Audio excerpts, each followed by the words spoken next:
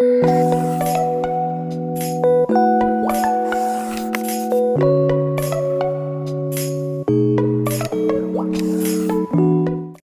जैसा कि आप सबको पता है कि हमारा जो टॉपिक चल रहा है that is the memory component, ठीक है। इसमें अगर आप लोगों ने प्रीवियस वीडियोस को फॉलो किया होगा तो आप लोगों को पता है हमने हिस्ट्री पढ़ लिया, ठीक है। मेमोरी की टाइप्स पढ़ ली, जैसे प्राइमरी मेमोरी है या सेकेंडरी मेमोरी है। अभी हमने सेकेंडरी मेमोरी को टच नहीं किया, अभी हम जस्ट डील कर रहे हैं विद प्राइमरी मेमोरी, जिसके अंडर हमने पढ़ा what is RAM and types of RAM, random access memory. So today our topic will be ROM and its types. ये देखिए, कल का जो वीडियो है वहाँ पे हमने पढ़ा है प्राइमरी मेमोरी के बारे में, ठीक है, और वहाँ पे हमने RAM and its types पढ़ ली, जहाँ पे आपने पढ़ा कि RAM की क्या क्या टाइप हैं। स्टैटिक रैंडम एक्सेस मेमोरी है ना, डायनेमिक रैंडम एक्सेस मेमोरी है, synchronous dynamic random access memory है, फिर इसकी 3 जनरेशन्स आई है, it is DDR1, DDR2, DDR3। Clear. तो आज जो हमारा टॉपिक है it will be ROM, but ROM भी किसका टाइप है? Important thing to remember is that ROM is also a kind of primary memory, ठीक है। प्राइमरी मेमोरी के अंडर ही आ जाता है रोम। रोम का फुल फॉर्म क्या है? Read only memory. और इसकी फिर क्या टाइप्स हैं? इन टाइप्स को हम आगे आज के वीडियो में कवर करने की कोशिश करेंगे। तो आ जाते हैं सीधे ही अपने टॉपिक पे, दैट इज़ रोम। सबसे पहले मैंने बोला रोम का फुल फॉर्म क्या है? Read only memory. Important thing, it is read only memory, read only memory. Clear. अब इसके और भी नाम हैं। जो रोम है इसको हम बोलते हैं परमानेंट स्टोर भी, ठीक है। रोम को हम बोलते हैं परमानेंट स्टोर, रोम को हम बोलते हैं फील्ड स्टोर, रोम को हम बोलते हैं डेड स्टोर। क्या बोलते हैं? Dead store. ये 3 नाम हैं किसके? रोम के। मैं नहीं चाहती हूँ आपको कोई भी पॉइंट अनकवर्ड रहे ये वीडियो देखने के बाद। क्लियर। यहाँ तक अभी आप लोगों ने जस्ट जाना full form of ROM, read only memory, other names of ROM, field store है, परमानेंट स्टोर है, डेड स्टोर है, और ये कौन सी काइंड ऑफ मेमोरी है? इट इज़ प्राइमरी मेमोरी, ठीक है। इसको हम बोलते हैं परमानेंट, ठीक है, क्योंकि यहाँ पे डेटा परमानेंटली स्टोर होता है। अब आते हैं इन पॉइंट्स पे। जो रोम है इसको क्यों हम बोलते हैं रीड ओनली मेमोरी, यानी कि वो वाली मेमोरी जो सिर्फ डेटा को रीड कर सकती है, जो इसके अंडर स्टोर हो जाती है। एक चिप होता है, उसके अंदर डेटा होता है भर के, और रोम उसको सिर्फ रीड कर सकता है। इससे पहले आपने रैम में पढ़ा, रैंडम एक्सेस मेमोरी में पढ़ा कि उधर हम रीड भी कर सकते हैं, उधर हम राइट भी कर सकते हैं, लेकिन रीड ओनली मेमोरी में हम सिर्फ रीड कर सकते हैं। और रोम हम किस में यूज़ करते हैं? ये हम यूज़ करते हैं अपने कंप्यूटर्स में जब हम उनको स्टार्ट करते हैं। जो ही हम स्टार्ट करते हैं कंप्यूटर, तो वो स्टार्टअप जो होता है वो कहाँ पे सेव होता है? वो वाला डेटा वो होता है रोम में। तभी हम बोलते हैं ROM contains the BIOS of system. आपको अच्छे से पता होगा व्हाट इज़ बायोस। मेरा प्रीवियस फुल फ्लेज्ड 3 वीडियोस इस पे आए हैं, बेसिक इनपुट आउटपुट सिस्टम पे।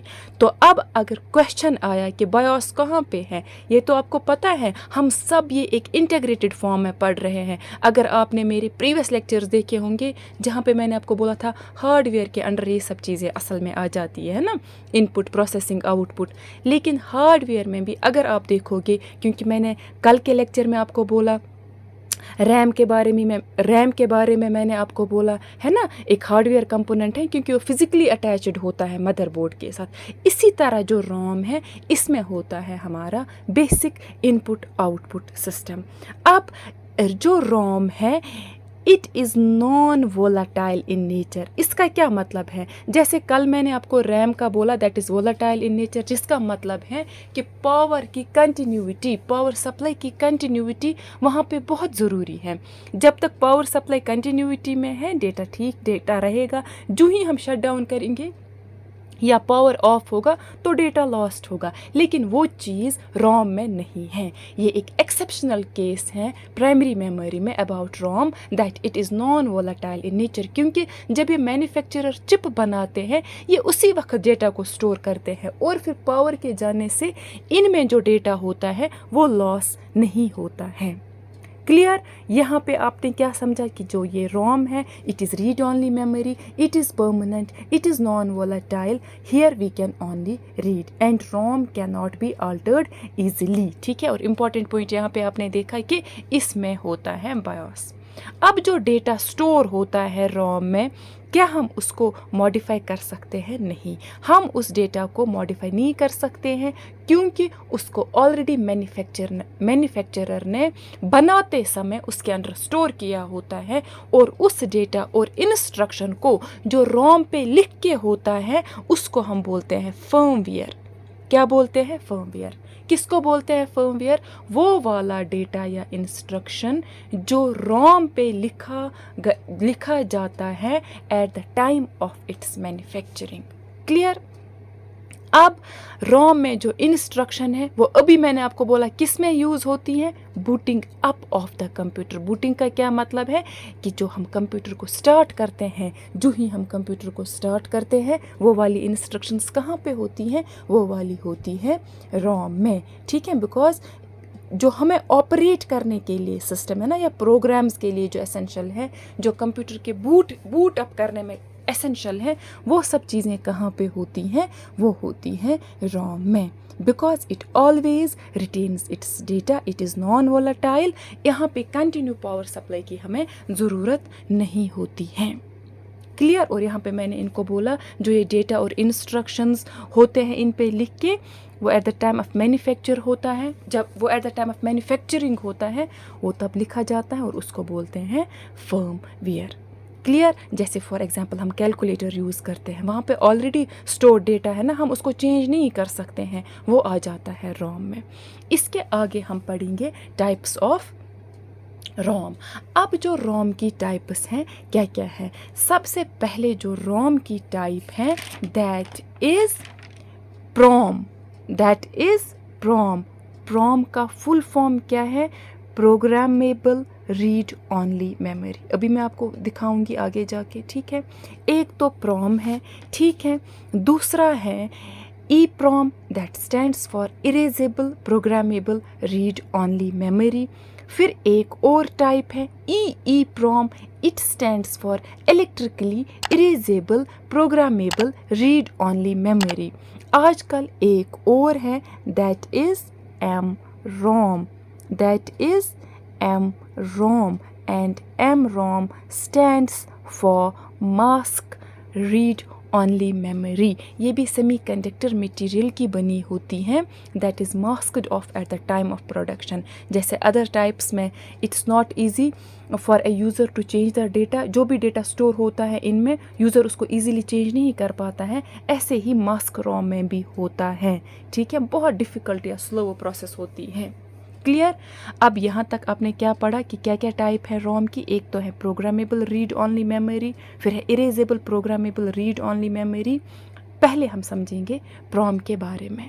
ठीक है, सबसे पहले हम समझेंगे प्रोम क्या होता है। देखिए यहाँ पे मैंने इनका फुल फॉर्म भी रखा है। सबसे पहले अभी आपने क्या पढ़ा? रीड ओनली मेमोरी के बारे में पढ़ा है ना, रोम के बारे में पढ़ा। ठीक है, जहाँ पे इंफॉर्मेशन को लिखा जाता है जब उनको बनाते हैं, जब उनको मैन्युफैक्चर करते हैं, जिसको फिर बाद में उस चिप को आप ना तो इरेज कर सकते हो, ना तो मॉडिफाई कर सकते हो, ना तो रीराइट कर सकते हो। अगर आपने वैसा किया तो वो ऑब्सलीट बन जाएगा, बेकार हो जाएगा वो चिप। क्लियर? अब इसके बाद मैंने जो टाइप आपको बताई रोम की, पहली वाली जो है दैट इज़ प्रोम। अब जो ये प्रोम है ये क्या है? It is programmable read only memory. नाम से ही पता चलता है प्रोग्रामेबल रीड ऑनली मेमोरी, जहाँ पे इंफॉर्मेशन को लिखा जाता है, जिस चिप में इंफॉर्मेशन को लिखा जाता है आफ्टर इट इज़ मैन्युफैक्चर्ड, ठीक है। फिर उसके बाद आप इसको इरेज या रीराइट नहीं कर सकते हो, जिसका क्या मतलब है कि it can be programmed by the user only once, ठीक है। जो ही इसके ऊपर डेटा और इंस्ट्रक्शंस को लिखा जाता है आप उनको चेंज नहीं कर सकते हो, ठीक है। पहले एक ब्लैंक चिप आता है, उसके ऊपर प्लेसेस को परमानेंटली लिखा जाता है, कहाँ पे, प्रॉम में, प्रोग्रामेबल रीड ऑनली मेमोरी में, ठीक है। अगर एक बार आपने लिखा आप इसको चेंज नहीं कर सकते हो, सिंपल मीनिंग इसका है प्रॉम का। अब दूसरा हमारे पास टाइप है दैट इज ई प्रॉम। देखिए यहाँ पे आपको बात समझनी है, जो ई प्रॉम है इसका फुल फॉर्म सबसे पहले आपको समझना है क्या है, erasable programmable read only memory, erasable programmable read only memory, ठीक है। यहाँ पे भी इंफॉर्मेशन को कब लिखा जाता है, जब ये चिप मैन्युफैक्चर हो जाता है। लेकिन जो ये erasable programmable read only memory है ना, इसको हम बेसिकली 2 कैटेगरीज में फिर डिवाइड करते हैं। ई प्रॉम को हम 2 कैटेगरीज में डिवाइड करते हैं, एक होता है अल्ट्रा वायलेट ई प्रॉम, दूसरा होता है electrically erasable programmable read only memory, ठीक है। एक अगर आप यहाँ पे सिंपल वे में सुनोगे, यहाँ पे तो मैंने उसका जिक्र किया है, खैर यहाँ पे आप ऐसे याद रखोगे, पहला तो मेजर कैटेगरी में है प्रोग्रामेबल रीड ऑनली मेमोरी, दूसरा है erasable programmable read only memory, यानी कि जहाँ पे आपको डेटा चेंज करना है अगर कोई अनफोर्सीन कंडीशन आ जाती है। इसकी 2 टाइप्स है, ई प्रॉम की 2 टाइप्स है, एक तो है ultra violet erasable programmable read only memory, ठीक है। दूसरा है ये तो पहला है, ठीक है, ये दूसरा है electrically erasable programmable read only memory. Clear. अब कैसे हम डेटा को यहाँ पे कुछ कर सकते हैं, मैंने पहले ही बोला जो ई प्रॉम चिप है इसको हम यहाँ पे अंडर अल्ट्रा वायलेट ई प्रॉम में हम रीप्रोग्राम कर सकते हैं।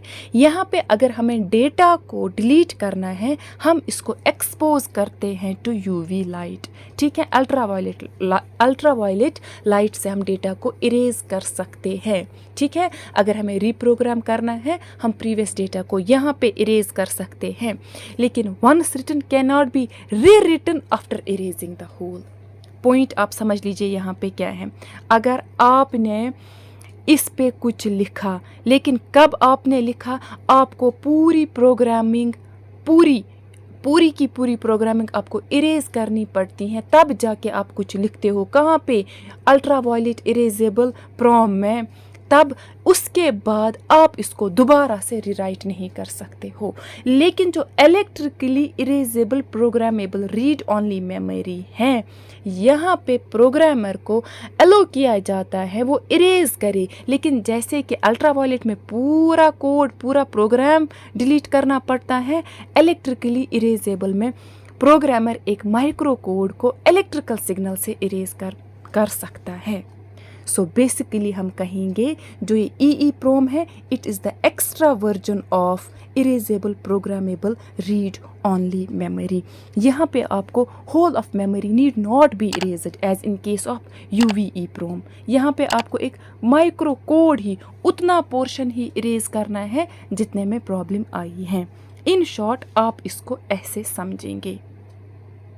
देखिए ये हमने पढ़ा रोम है ना, ये हमने पढ़ा रोम रीड ऑनली मेमोरी, इसमें हमने पढ़ा सबसे पहला टाइप क्या है, प्रॉम है ना, programmable read only memory. Programmable read only memory में मैंने आपको बोला एक बार इस पे डेटा आ गया हम उसको फिर दोबारा से चेंज नहीं कर सकते हैं।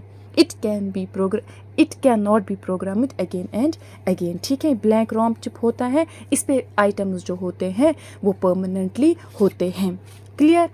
और दूसरा फिर आपने इसका टाइप पढ़ा, क्या पढ़ा, ई प्रॉम। यहाँ पे ही आपको समझना है ना, ये वो वाला रोम है जिसको ऑप्शन होता है कौन सा, इरेज करने का।